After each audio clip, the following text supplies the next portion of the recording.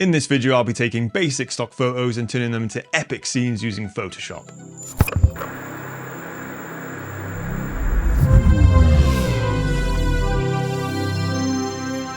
You've probably noticed the new title before and after. This will now replace the Guide Runner episodes. The good news is that I'll be providing commentary on all my videos going forward. There's been a lot of requests for artwork based on or inspired by the game Elden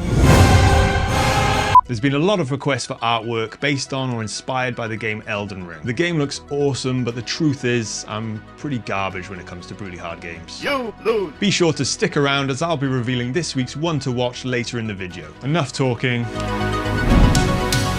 Let's run it. Alright, here we go. So, I've got myself a great base image to start with. Just look at that. So many potential ideas for this one.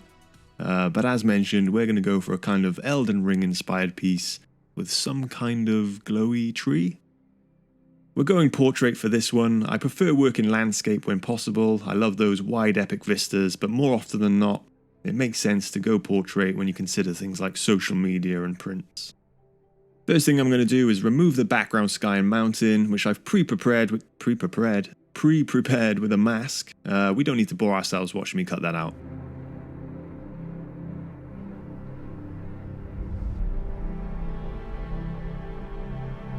We've got our first mountain image, which we'll flip horizontally and move off to the right.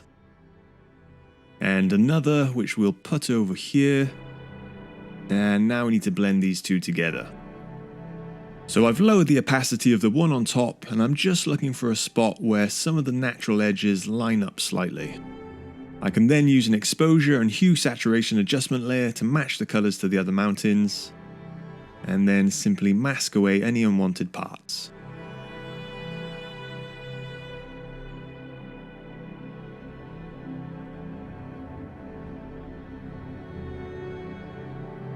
I actually think most of these mountains are going to get covered up at some point, but it's good to have it there just in case it is visible in the final image.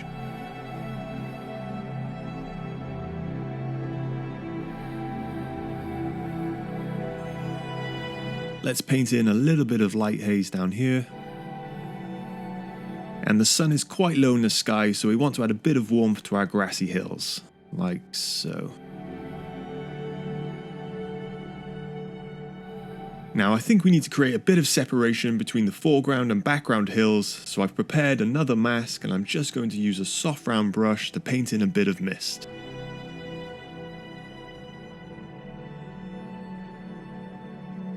Let's create an exposure adjustment layer just to paint in some darker areas in the foreground.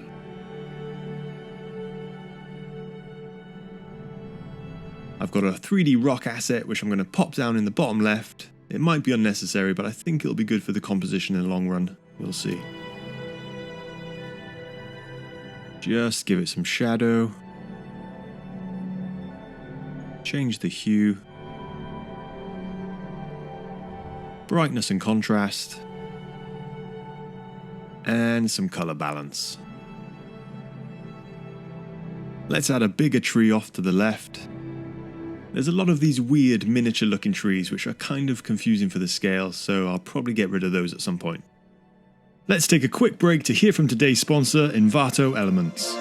If you're looking for premium assets to create awesome content with, then Envato Elements literally have everything you'd possibly need. We're talking stock photos, videos, motion graphics, music, the list goes on. Envato Elements is the ultimate toolbox for creative artists. We're going to need some epic mountains for this week's artwork, so where better to start than Envato Elements' huge library of stock photos. Simply type in what you're looking for in the search box. You can refine your search using the filter options, then download the high quality photo. I'm also going to need some trees, but I'll need these at a specific angle. This is where my favorite Envato Elements section comes into play, 3D assets. Choose from a huge library of 3D assets, find the angle you need, and download as a PNG or PSD. With Envato Elements, you get unlimited downloads, download all the assets you want with one subscription. If Envato Elements is for you, they offer 50% off an annual subscription. So rather than paying $33 per month on a monthly plan, you'll be paying $16.50 per month on an annual plan. I'll drop a link in the description below.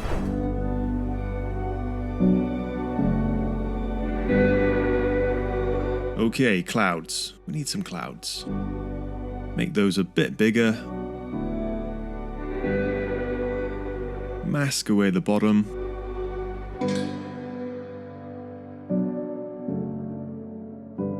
and add some adjustment layers just to match the mountains better. Again, I think most of the area in the centre is going to get covered up, so I'm not too concerned when the blends aren't perfect.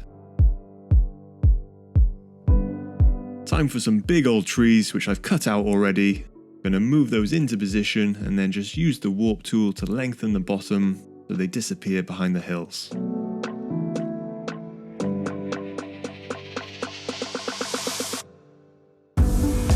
Now we're just going to add various adjustment layers so the lighting and colours match the scene. I got a feeling this might be tricky, so let's see how we go.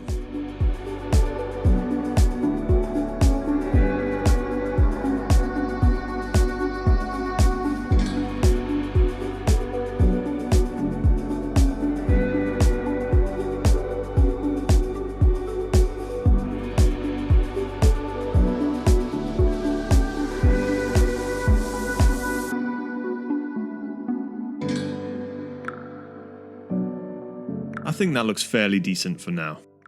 One more tree just to help separate the background and foreground. We'll squish it a bit just so that background mountain is peeking through. Darken it slightly and then create a hue adjustment layer to paint in some orange highlights. Now of course we've got a character ready to go. Let's scale her down and pop her under this nice tree we just prepared. Now to blend her with the scene, so let's get on with that.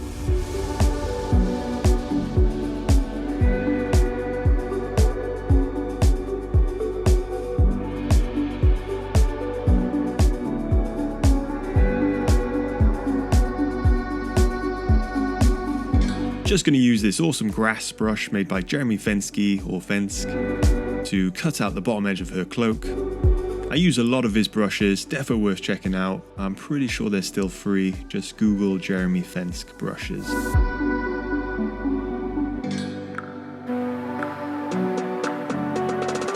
Looking a bit better, but still not quite there. Let's add in some floor shadow just so she feels planted to the ground.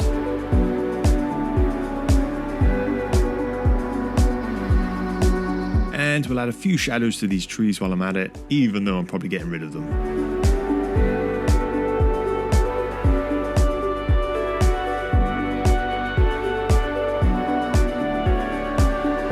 Okay, time for the centerpiece. We've got another tree 3D asset which I'm going to place here, and this will be our focus for the image. It needs to be nice and bright to steal all that focus, so let's up the exposure. I can't decide whether the most intense light should be coming from the top or the bottom, but I think the top looks best. Let's create some separation from the trees in front by painting in some nice warm glows and set the layer mode to overlay. And one more layer with some slightly brighter light.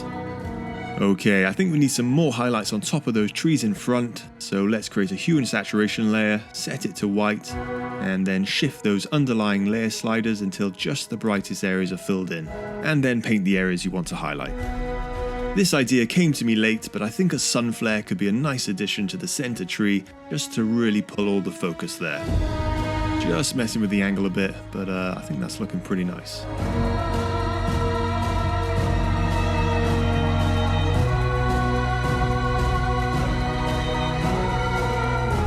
Right, I think we've got most of the elements in there, just need to make it sing now. Do all those final tweaks and adjustments, adding the final lighting and details just to bring it home before I reveal the final image.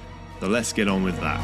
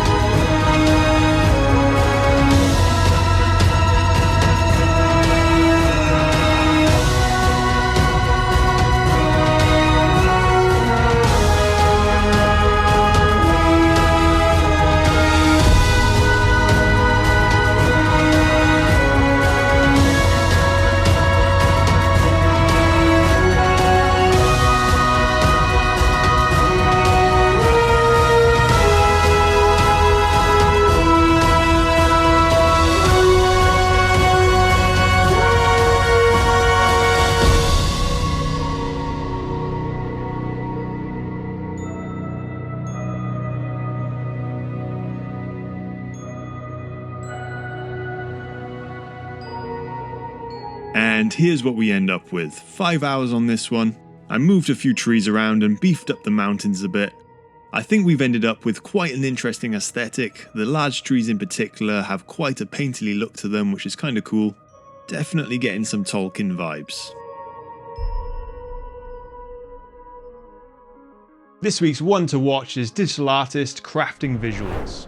Crafting Visuals is a good example of an artist who is constantly looking to up their art game. Combining a mixture of photo manipulation and digital painting techniques, his painterly style and realistic colour palettes help his work to really shine. To be in with a chance to get featured, simply use the hashtag PhaseRunner community when posting your next artwork, and hopefully you'll be the next one to watch. If you want more Photoshop content, then be sure to leave a like, comment and subscribe to the channel. I'll see you in the next video.